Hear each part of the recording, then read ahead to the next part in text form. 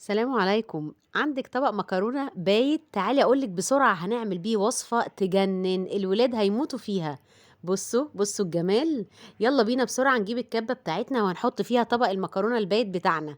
بجد تحفة، روعة. هنحطه بقى ونحط عليه معلقة فلفل أسمر وكوباية لبن. حلو جدا كل الكلام ده. وهنحط عليه معلقة لبن بودرة ومعلقة بابريكا. حلوة قوي، يا سلام لو حبة زعتر كمان ناشف تحفة جدا. ومعلقة صلصة صغيرة. كل الكلام ده هنضربه في الكبة كده بسرعة بسرعة. زي ما انتوا شايفين بقى سايل كده.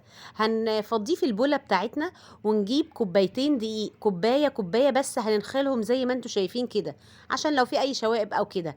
بصوا تحفة قوي، نزلنا بكوبايتين دقيق، كوباية.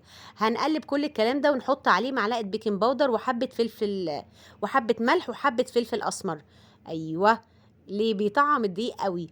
تحفة جدا. وهننزل بقى بمعلقة الخميرة بتاعتنا، عليها معلقة سكر ومية دافية، ونقلب وننزل على الخليط بتاعنا.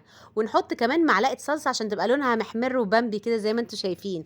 هن هنشيلها كده ساعة كده تتخمر أو ربع ساعة براحتكم خالص. ونحضر الحشوة بتاعتنا اللذيذة. عندك جبنة قريش، عندك جبنة في التلاجة براحتك.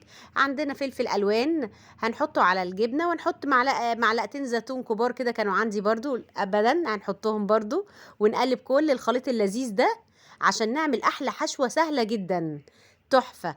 الولاد بصوا هيموتوا فيها، سهلة أوي، تنفع العشاء، تنفع الفطار. عندك حشوة بسطرمة، عندك لانشون، عندك بيفي، براحتك خالص. الحشوة دي حسب ما تحبيه. هنجيب الصينية بتاعتنا وهندهنها بمادة دهنية ونحط عليها ورق زبدة. وهنجيب الحشوة بتاعتنا زي ما انتوا شايفين كده. هنحشي بقى كده واحدة واحدة ونفردها كده زي ما انتوا شايفين. ونقفلها زي الفطاير. فاكرين القطايف.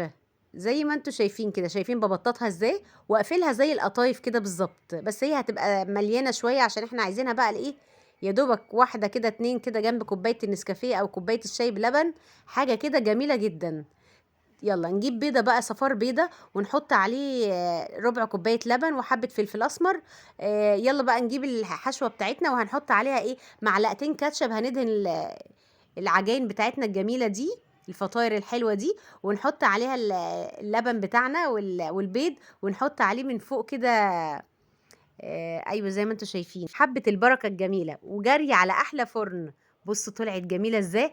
تحفة ولا لونها روعة تجنن. تحفة قوي. ما تنسوش اللايك والشير والاشتراك في القناة يا حلوين، بحبكم كتير، سلام عليكم.